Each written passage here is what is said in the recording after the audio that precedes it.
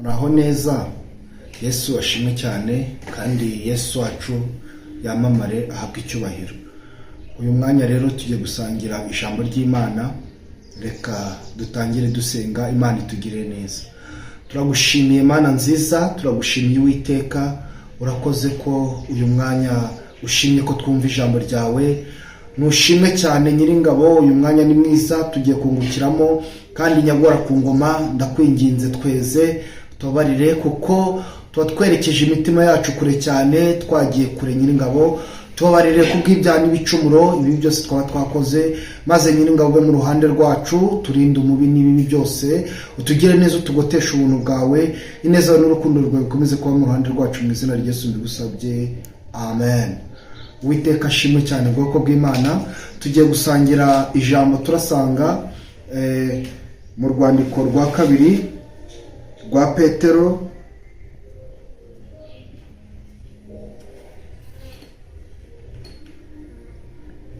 urwandiko rwa kabiri rwa Petero mu bice byaho bibiri.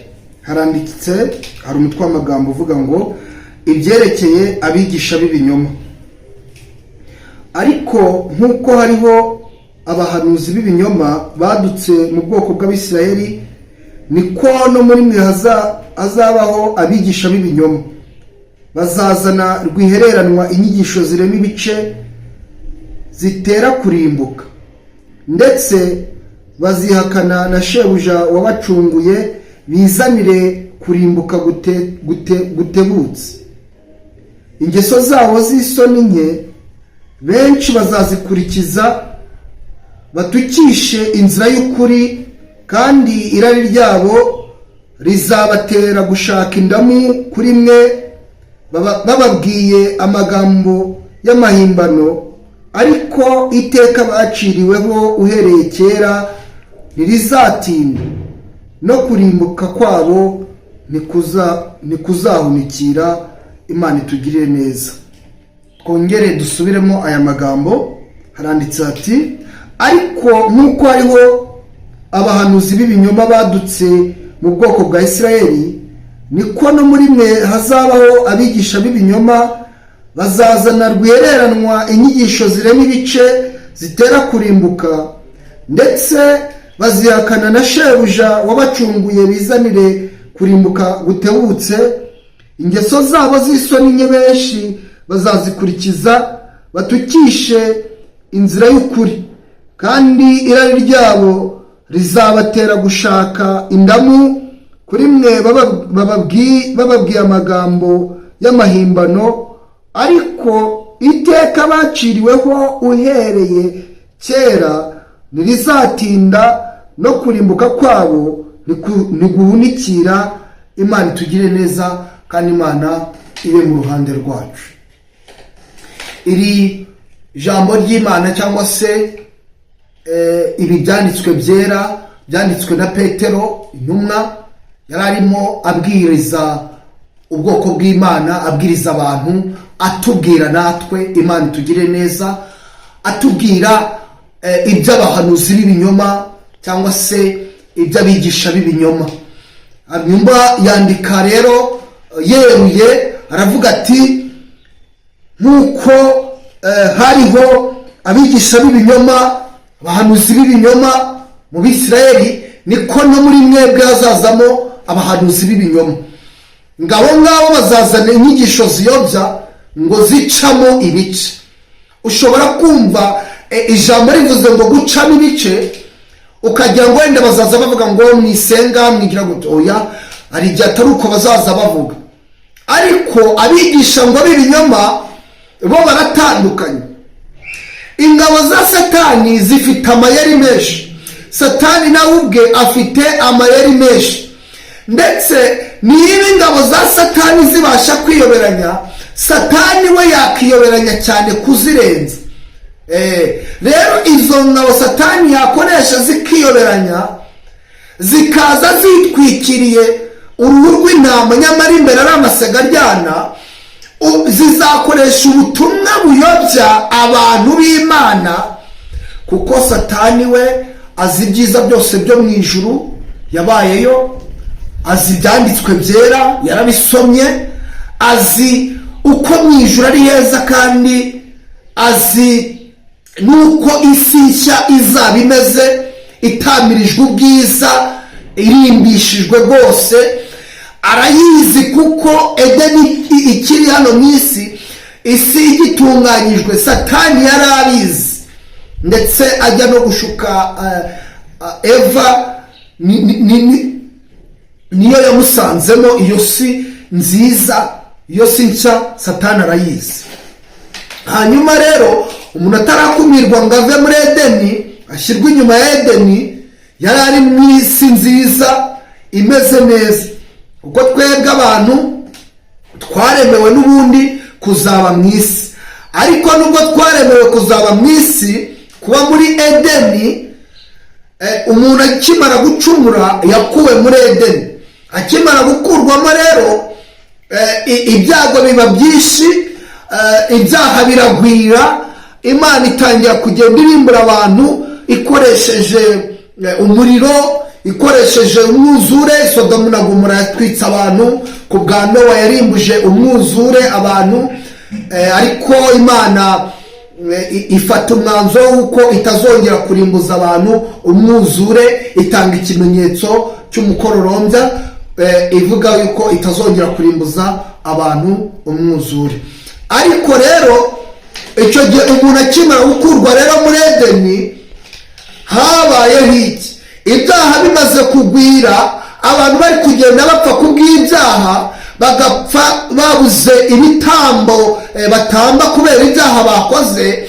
Ijuru ryarongera riraterana, inteko y'ijuru iraterana, baravuga bati umuntu twiremeye, umuntu twishyiriye mu isi kugira ngo azabeho neza, bikarangira acumuye agakurwa muri Edeni, ariko n'ubundi ntiyumvise, akomeje gucumura, akomeje gukora ibintu bibi. Ntabwo twareka ngo apfe gutyo. Ijambo riratubwira ngo mbere na mbere hahozeho Jambo, ngo kandi Jambo uwo yahoranye n'Imana. Imana itugire neza. Ngo kandi ibyaremwe byose byo mu isi nta na kimwe kitaremwe n'ibiganza bye. Imana itugire neza. Uwo Jambo rero ni Kristo, ni Yesu Mwami, niwe wavugwaga. Imana itugire neza, kandi Imana ibane natwe. Rero Imana n'ubundi yagiye ibwira abahanuzi kera yuko nubwo abantu barimo gukora ibyaha bagapfa kubera kubura impongano z'ibyaha, bagapfa kubera kubura ibitambo, izohereza umwana wayo cyangwa se Yesu Kristo yamaze guhitamo kuzaza gupfira abantu. Nibwo yabibwiraga ba Yesaya bakabihanura, akavuga ngo ndamureba ariko ntabwo ari hano hafi, azaza. Bagahanura rero ibyari iby'igihe kizaza. Nuko rero bagahanura bakavuga ko Yesu azagira gute, azaza kwitangira abantu. Ibyo ngibyo Imana yagiye ibibereka ikababwira. Rero nyuma y'uko rero umuntu acumuye, Yesu yagize gute, yaje kutwitangira.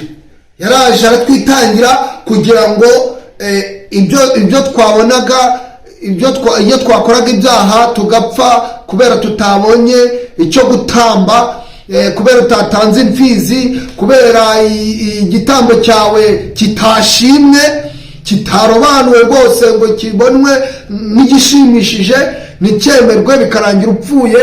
Yesu ibyo araza abikuraho. Amaze rero kubikuraho, ibyo nari ndi kuvuga, Satani nawe yari azi yuko isi nziza ihari. Rero nari ndi gushaka kuvuga, nitumara twebwe kuva mu isi, hazabaho imyaka yo kwitunganya.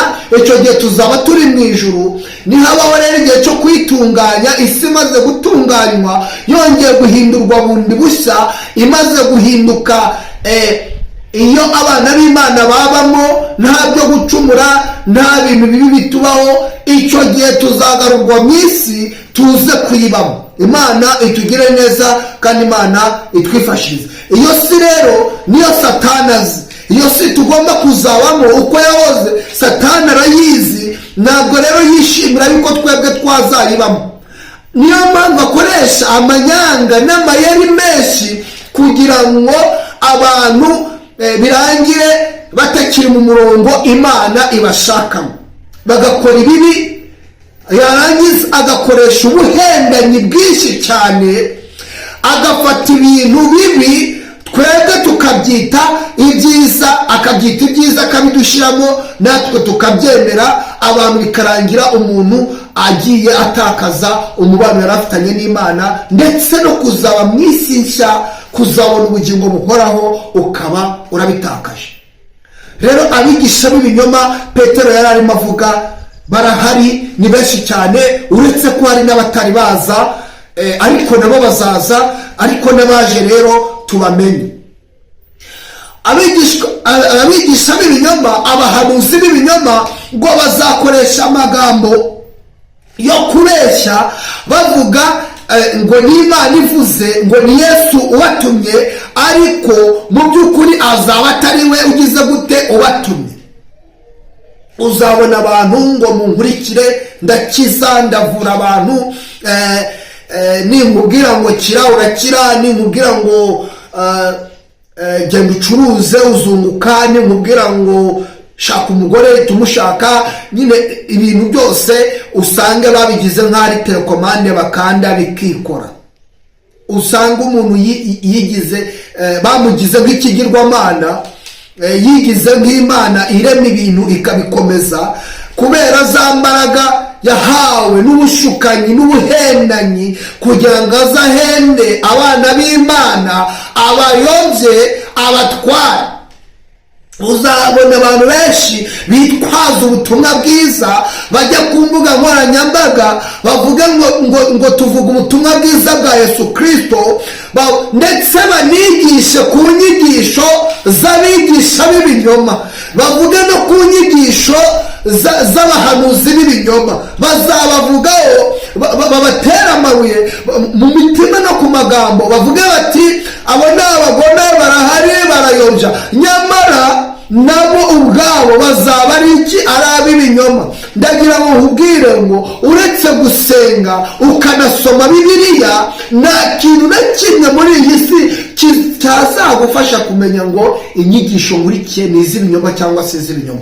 Ariko nusenga, Imana izaguha umwuka wayo wera, hanyuma umwuka wera kwigishe umenye ibyo ukwiriye gukora. Imana itugire neza. Abantu Bibiliya yatubwiye ngo bazaba bashaka indamu, bazaba bashaka ibyanyu, kubirya, kubitwara. Uzasanga akenshi mbyumva ngo kuba pasiteri, niba navuga n'abapasiterine ntabwo mbizi, abapasiteri b'abagore n'ab'abagabo, ugasanga barasenga, basengera abantu, ibyo byose ntawe mvuzeho. Ariko Imana, bene data, ubwoko bw'Imana mumurikiye, ndagira ngo babwire, kugira ngo umenye imbaraga wakurikiye, senga Imana, usenge ku giti cyawe, usenge ubwira Imana, ugiye kuryama, ubyutse, ugiye gusenga ku munsi usengeraho, ubwira Imana mu mutima wawe, usenga Imana ubishaka kandi ubikunze, ubwira Imana ngo Uwiteka nyobora murengezi, umbwire inzira nyanyayo, umbwire unyemeze, ndetse unyobore ku kintu cya nyacyo, umbwire n'ibyo nkurikiye. Kuko ubuhendanye bwa Satani bwo ni bwinshi cyane, ntabwo wabasha kubirondora ngo ubirangize. Ni bwinshi, yarihinduranyije, yishyize mu bavugabutumwa, yihinduye mu bapasiteri, mu badiyakoni. Satani yagezemo, umuntu arakubwira ngo ntugasambane, bugaca arimo gusambana, akakubwira ngo wumve ibyo mvuga, nturebe ibyo nkora. Kuki se ndeba ibyo numva ibyo uvuga, sindeba ibyo ukora? Ni ibiki ukora udashaka ko ndeba? Icyo gihe urumva harimo ikibazo gikomeye. Bwoko bw'Imana, mubanze mumenye imbaraga twakurikiye ni izihe. Ariko Kristo ni umunyembabazi kandi arahari kugira ngo atuyobore. Abantu benshi rero, kubona umuntu afite Bibiliya arimo avuga ngo Yesu, avuga ngo mwami mwami, ibyo ngibyo nibyo bibemeza ko ngo umuntu ari uw'Imana. Kuba umuntu arimo kuvuga ngo yuzuye umwuka wera, agatitira, akikoza hirya no hino, akavuga indimi, bibiliya akavuga ngo Imana iravuze ngo imuvugiyemo, ibyo ngibyo bigakurura abantu bikabashyira mu mugozi, bikabashyira hamwe, bikabahuza ngo ubwo ni Imana ivuze. Ndagira ngo mbabwire ngo Satani nawe afite imbaraga. Izo ndimi abantu bavuga Satani yazibaha bakazivuga. Uko kuvuga ngo Imana iravuze, ntabwo abavuze bose ngo Imana iravuze, ariko Imana yarivuze. Mwibuka yuko hari n'ibitabo utasanga muri Bibiliya, kandi ari iby'abantu bavuze bati turabahanuzi Imana yavugiye muri twebwe. Hari ibitabo wasanga bitigeze byemerwa ngo bishyirwe muri Bibiliya. Kubera iki bitashyizwemo? Imana itugire neza. Ibyo nabyo ni ubumenyi, ni ukwiga mukamenya, tukabaza n'Imana, ariko Imana niyo nkuru. Kandi abantu bajyaga bemera ibitabo byo kujya muri Bibiliya babaga bayobowe n'umwuka w'Imana. Ni Imana yabiyoboraga ikavuga iki ni igitabo koko nikijye muri Bibiliya, nigishyirwe aho abantu banjye bazasoma bakamenya bakumva n'icyo mbabwira. Ugasanga ibyo bitabo ni byinshi ariko ntibyemewe ngo bishyirwe muri Bibiliya. Rero ntegera ngo nkubwire ngo njyewe nshobora kuba ndi umuhanuzi kubera inzara yanyishe nkaza nkahanura, ariko sinavuga ko uhanuye, kuko ubuhanuzi ni ubuturutse ku Uwiteka. Nkaza nkateka umutwe, ni uguteka imitwe. Nkaza nkateka umutwe ngo Imana yambwiye ngo ibiki n'ibiki Imana yakubwiye. Ariko ndagira ngo nkubwire kugira ngo uzamenye ukuri, ariko ijambo ryarambwiye ngo ntimugapinga ibihanurwa. Wakira byose ariko uyungurure. Imana itugire neza, umenye ibikugirira umumaro n'ibitawukugirira. Imana yonyine iguha umwuka wera, uwo mwuka azane n'impano ze zo kukumenyesha icyanyacyo n'igikwiriye. Imana iduhe gusobanukirwa imyuka ivuga mu bantu, kuko hari abo Satani atuma abantu bakagira ngo ni Imana igize gute ibatuma. Kuba yikoza hirya ngo iravuze, ngo irambwiye ngo ibyo ngibyo bigakurura abantu. Ndagira ngo mbabwire ngo ntimupfe gutyo. Ukabona rwose ku mbuga nkoranyambaga yasimbutse yahanuye ngo haguruka rwose viza twagiye. Yego Imana yabigufasha, yayiguha, kandi Imana yanabimubwira. Ariko ndagira ngo nkubwire kubera iki abashaka ibyiza, abashaka kurya amafaranga bose ari icyo bahera ngo zana ibyo ufite Imana ibikube kangahe. Mbese Imana itugire neza. Ntabwo Imana yaka amafaranga abantu, ntabwo Imana ikubwira ngo zana ayo mafaranga. Oya, icyo nzi ni uko tugomba gutanga amaturo n'icya-10 tukanashima Imana. Amashimwe tukayatanga kuko abakozi b'Imana batungwa n'ibyo twebwe twatanze mu rusengero, kuko niwo murimo wabo. Umurimo wabo ni uw'ubutambyi, ni ugutamba, ni ukutwigisha inyigisho zitwerekeza ku Uwiteka. Ariko iyo hajemo filozofi yo kwaka amafaranga yo bihita bigorana, biba bihindutse. Rero ngo bazazana amanyanga, bumve muzane amafaranga Imana ariko itugire neza, ituyobore. Ubwoko bw'Imana uzumva abantu ngo imbaraga ngo ahantu bazikura, uzabyumva nyine ngo bahamenyeka. Wenda ibyo ntabwo wabishingiraho cyane, ariko ndagira ngo nkubwire ngo ujye ubanza urebe impamvu uwo muntu ahari, urebe niba nta buhendanye azanye.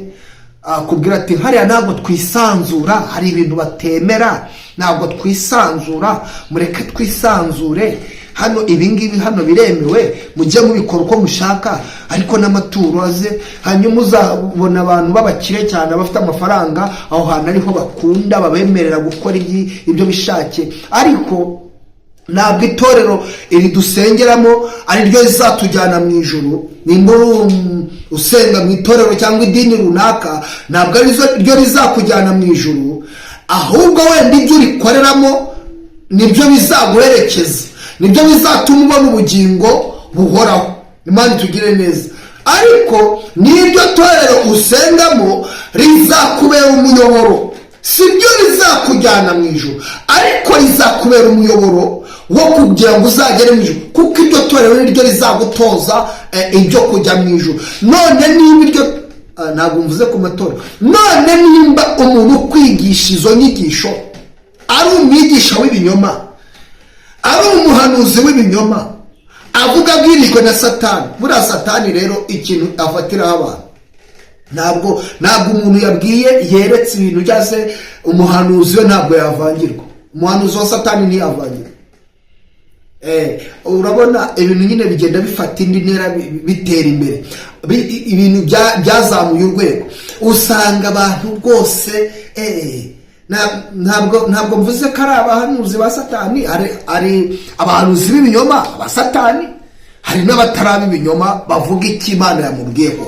Abo ndabo barahari kandi ntabwo ari bakeya, kuko yaravuze ngo mu minsi ya nyuma nzasuka umwuka wanjye wera, abahungu n'abakobwa banyu bazahanura, abakambwe banyu nabo bazerekwa, rero bazarota. Hari abibwira ngo ubwo kuba ikimana yarakivuze natwe reka dukoreshe duprofitiremo aho, tuvuge ngo natwe turi mu bo yahaye ibyo byayo, yahaye ku mwuka wanyu. Ariko ntabwo ariko abantu bose bahawe umwuka w'Imana, ntabwo ariko abantu bose bahanura ari umwuka w'Imana baba barimo kuvugira, ntabwo ari marayika uri kubabwira. Hari ababihimba, hari abo Satani abiha. Nandi kuvuga ukuntu Satani rero atapfa kwibeshya ku bintu ari kubwira abantu. Nose nabimubwira akibeshya, urabona hari abayoboke yazagira, ntabwo byakunda. Ariko umuntu uhanura ibintu by'Imana, Satani ashobora gukoresha ubuhendanyi bwose kugira ngo amuvangire, kugira ngo avuge ibintu amuvangire, abantu babone ko yavangiwe, birangire batamukurikiye, cyangwa se birangire batumvise icyo abwira abantu, ubutumwa babwiriza, hanyuma bamuveho bisangire kwa kundi ngo hano uzuri umusazi kurambikaho ibiganza ugahita ukira, hano tugusuka amakira, hano uramamaza. Petero yigize ajya mu nzira ngo avuge ngo hano turavura, nimuze tuvura imyuka mibi, muze abakoze ibiganza, wumve abantu baraherebye, wumve bagize ibyo ngibyo. Ntabwo mbivuzeho cyane.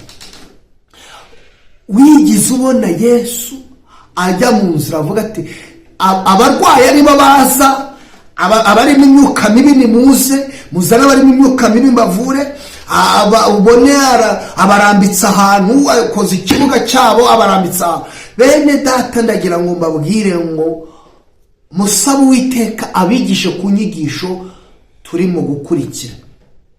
Imana itugire neza kandi Imana ituyobore. Urubyiruko rwishi nirwo nyambabazwa narwo cyane.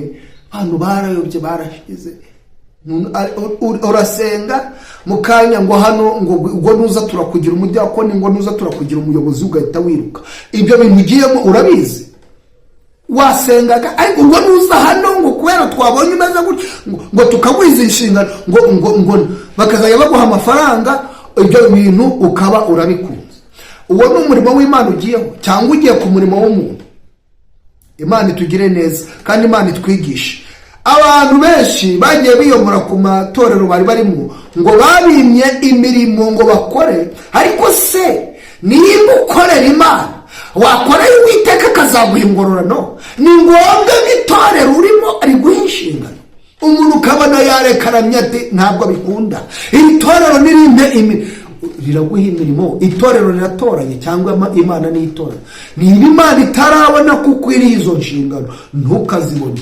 Niba nuzikwiriye izaziguha. Noneho rero wahura n'abandi bari buziguhe kubera inyungu bagutezemo, kubera uzaza ukabwira abantu ngo Imana iravuze, nawe ukagenda bakagusukaho amavuta yabo utazi aho yavuye. Za mpano Imana yari yaraguhaye zikaba zirazimye, Satani akabagushyizemo ize, ugatangira ukajya uvuga ngo nabonye utabonye, wenda washutswe ngo wabonye, kumba ari Satani wakubeshye. Bavuga butumwa, bahanuzi, bigisha butumwa, babwiriza butumwa. Bene data, nshuti z'umusaraba, bureke dusaba Uwiteka. Abigisha b'ibinyoma ni benshi, abahanuzi b'ibinyoma ni benshi, abazabeshya ko ari Imana batumye abo bo ni benshi. ntushukwe nuko umuntu yavuze indimi, ntushukwe nuko umuntu yavuze ngo nabonye, ntushukwe nuko umuntu yavuze ngo Imana yantumye. N'umusinzi yamara kunywa yahaga akagenda akabeshya ngo Imana yantumye, umusambanyi akagenda akavuga ngo Imana yantumye.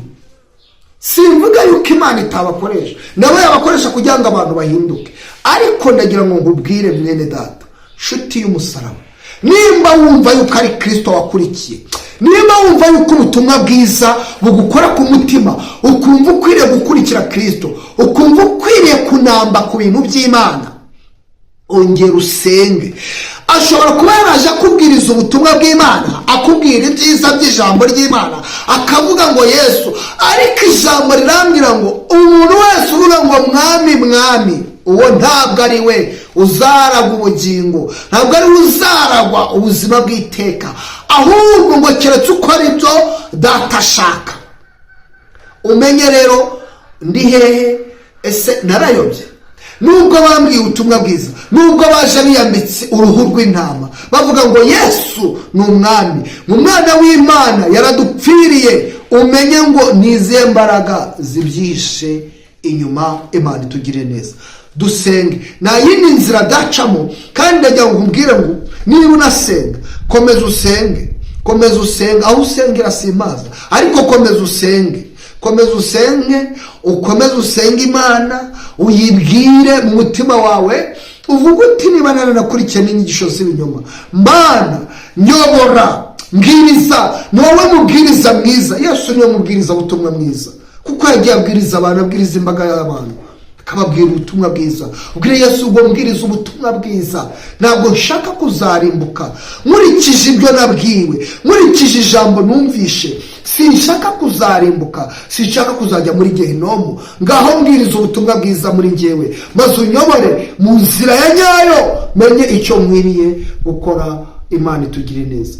Ntabwo mvuze ngo aba nabi ibinyoma, ngo aba nabukuri, oya, ntabwo mvuze, ariko aho uri hose ukwiye gusenga Imana, ukamenya icyo wakurikiye icyo ari cyo, kuko ntago abavuga Yesu bose batumwe na Yesu.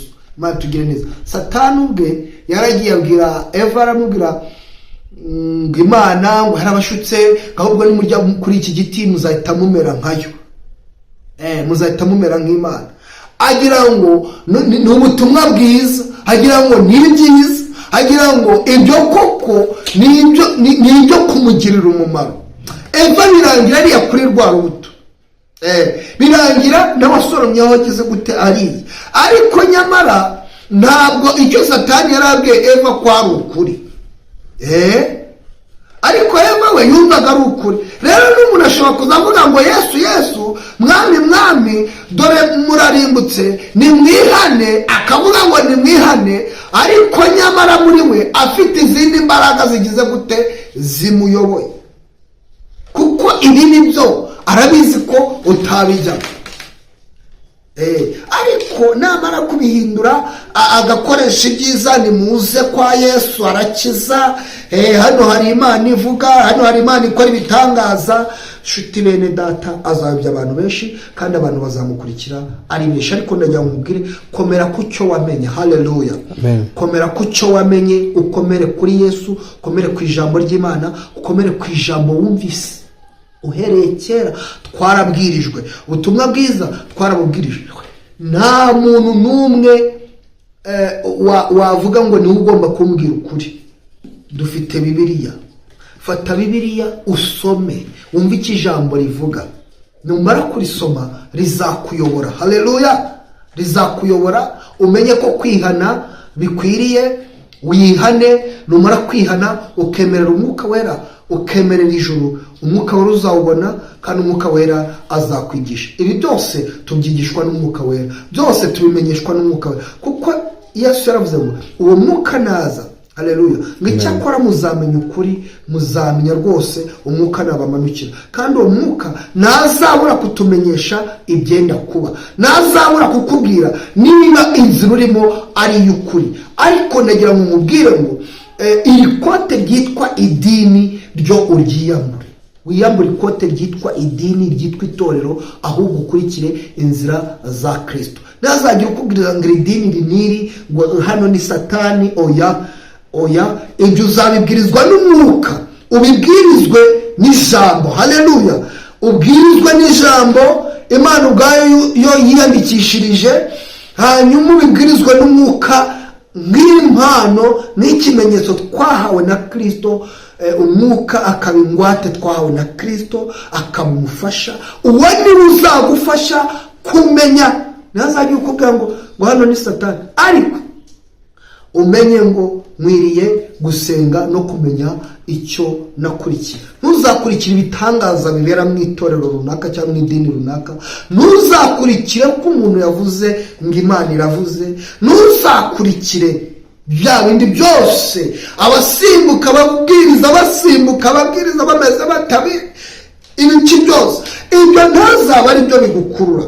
Amagambo uzumvana umuntu ntazaba ari yagukurura. Uzakururwa n'ijambo ry'Imana, uzakururwa n'umwuka wera, kandi umwuka wera azagusobanurira byose, kuko ari we mufasha twahawe, kandi ari we wo kudufasha kumva byose. Abigisha b'ibinyoma rero ni benshi cyane. Dusenge, dusaba Imana kugira ngo tutayobywa n'inyigisho z'ibinyoma. Reka dusenge, twisabire Imana imbaraga n'imbabazi kugira ngo tumenye inzira dukwiriye gukurikiza. Imana ibahe umugisha. Ndagushimiye Imana ishobora byose, ndagushimiye Uwiteka Murengezi, ndagushimiye Imana ishobora byose. Urakoze kubw'uyu mwanya. Tumenye neza yuko ubuhendanyi bwa Satani ari bwinshi, kandi twongeye kwibukiranya yuko ababwiriza b'ibinyoma, abahanuzi b'ibinyoma ari benshi cyane. Ndakwinginze Kristo, urebe itorero ryawe iryo witangiye ku musaraba, wongere uduhe ubwenge, umwuka wera yongere kutumenyesha aho dukwiriye kwerekeza intambwe z'ibirenge byacu. Twongere kumenya aho kugukorera hakwiriye, twongere kumenya aho dukwiriye guhagarara duhamya ibyawe.